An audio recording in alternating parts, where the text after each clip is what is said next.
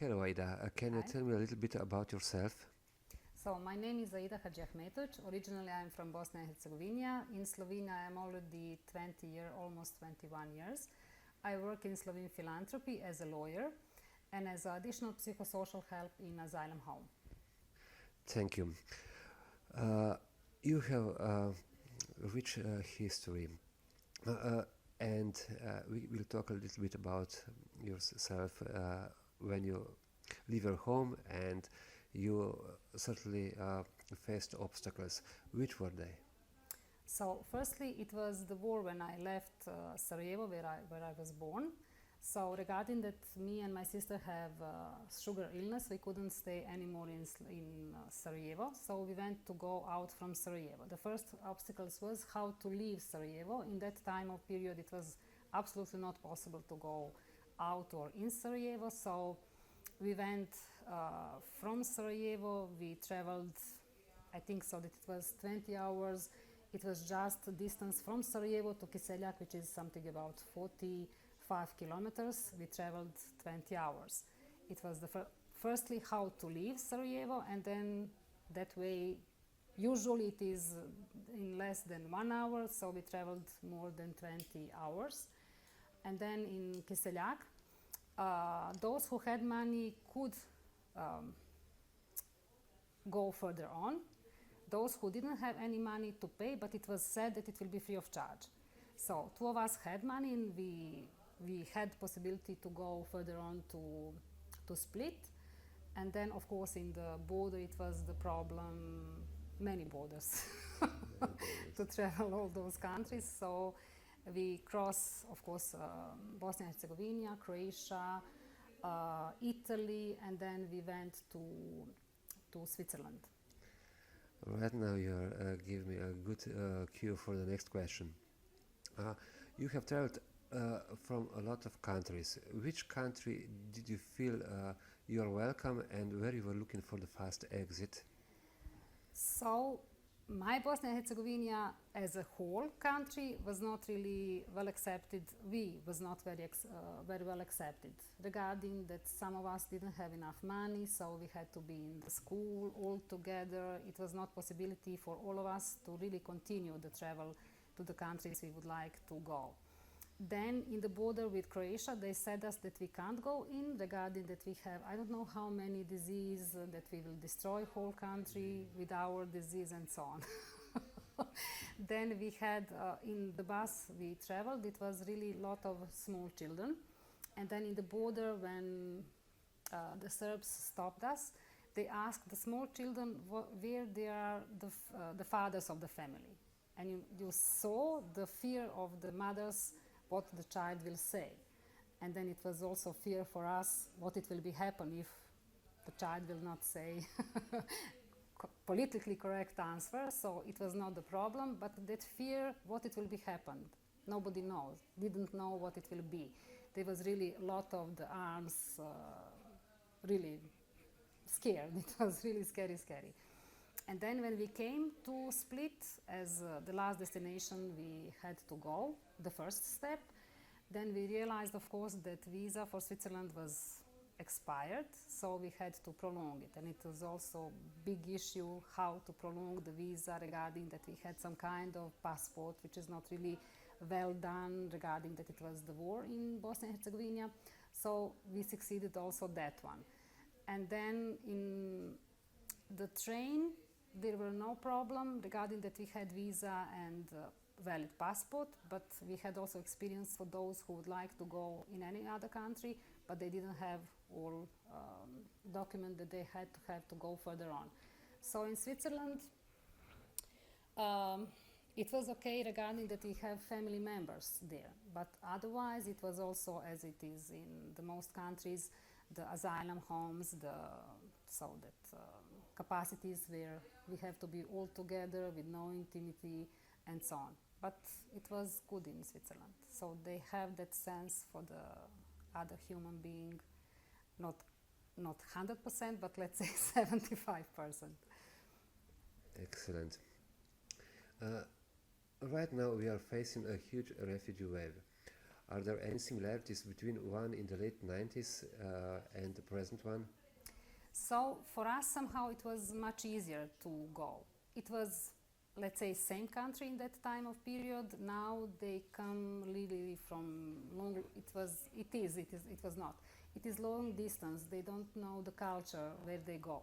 They have some dream where they would like to go, but really they don't have the knowledge how it is in the other countries. They don't have they have information, of course they have, but for each country they travel through, they don't have. We had it, and we knew if we will stay, let's say, in Croatia, we know that we speak at least the same language, that some of us had some friends that we can call, that we can ask for the help.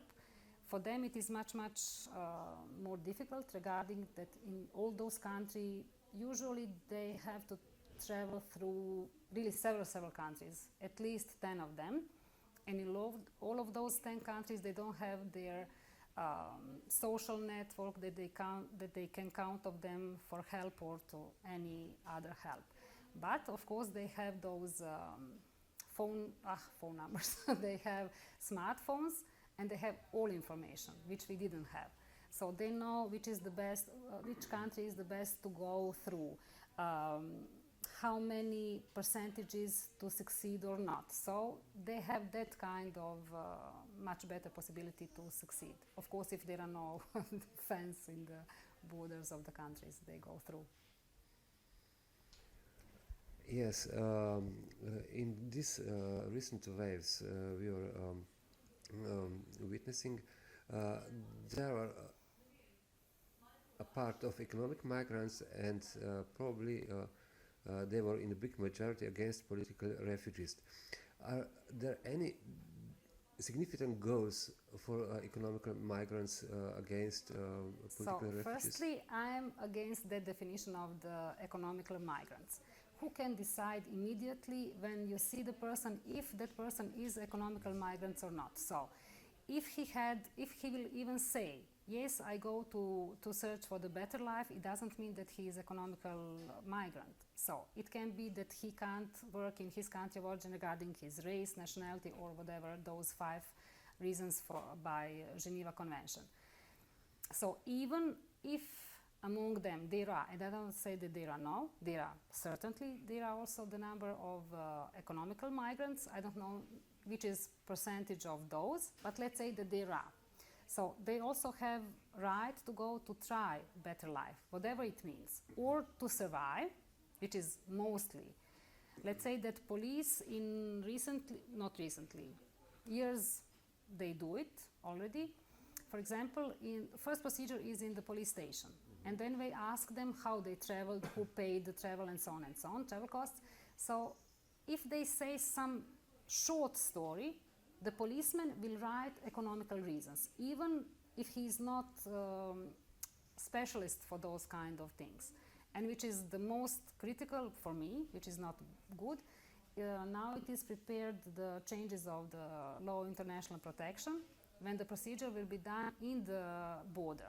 In 15 days, decision will be made, which is really not professional. It is not possible to see if some people has reasons to get or refugee status or subsidiarity protection, but they will do it in 15 days. So it is really not human kind to find out if it is or not. So even those who came by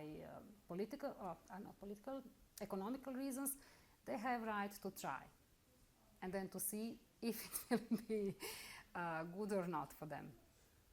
Thank you. This was a really good answer. A part of the next question you already answered, but let me repeat it.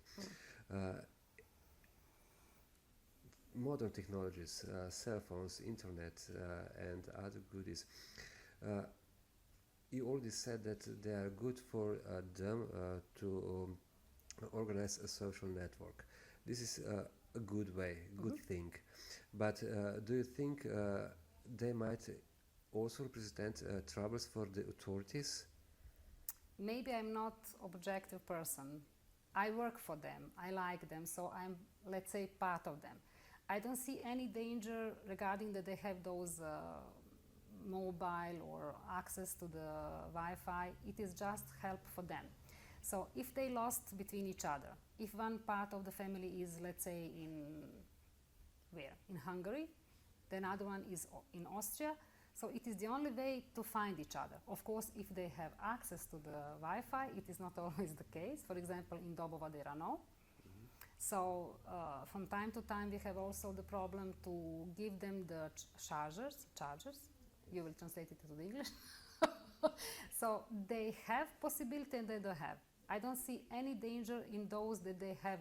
Of course, if they plan to organize some terroristical action, it is. But I'm not sure that they came because of that to Europe. I'm sure that they didn't. Thank you.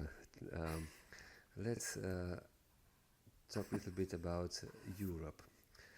In the light of recent EU decisions, there are a few ways that might solve a problem with migrants, but none of them produced results expected. Lifting up wired fences, closing borders, separation between refugees and economic migrants are just some of them. But in the near future, new bigger waves are expected. Where is the truth now?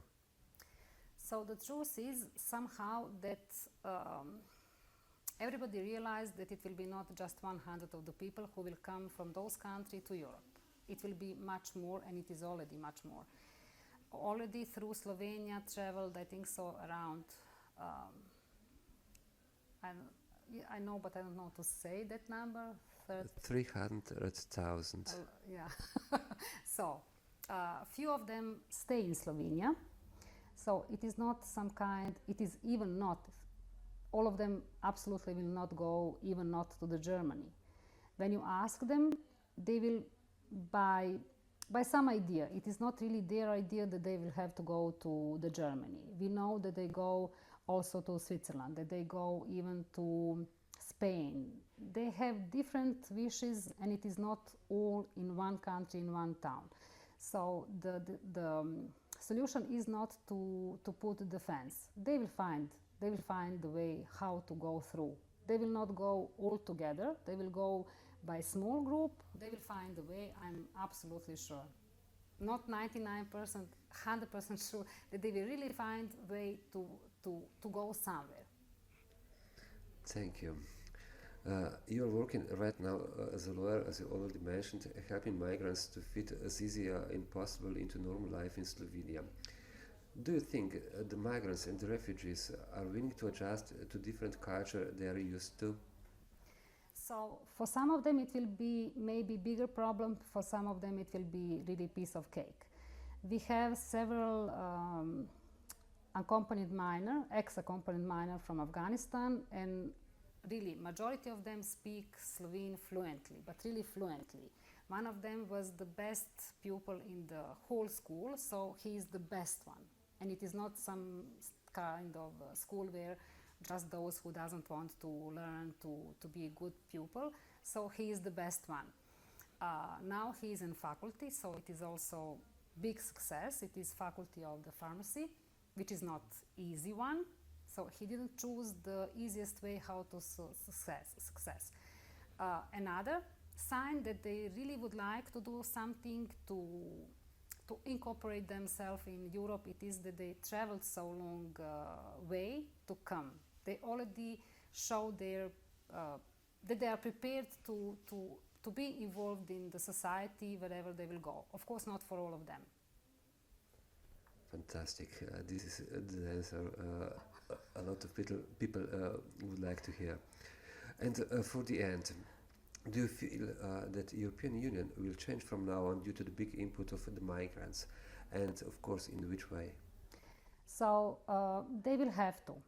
Regarding the people will come. So they can put higher the fence. They can put more even, let's say, evil fence that they will stop them. As I said, they will find the way to go and to succeed somehow. They have their tactic and they are really successful. I will not speak about that. Nobody will be happy regarding that. And then Europe will have to change some kind of action regarding that. It will be not possible by Dublin procedure to turn back all those people who traveled through those countries. Let's say that Slovenia is one of them. Slovenia even will be not prepared. We will be not able to accept all those people who traveled through Slovenia. The same situation is with Hungary and with Croatia. So they will have to change some way. As Canada made, so they have now charter connection with Syria and Canada. So of course they will choose the people they would like to have in Canada, let's say doctors or engineers. In that way it will be easier, not of course well done for the others who are not the doctors or engineers, but at least it will be shorter and much easier way and even more safe for all of them who would like to go, and for those countries who would like to have the refugees, to make it easy and simple and safe, of course. Aida, thank you for your answers, and hope we will talk about this situation in the future again. Thank you. Thank you also.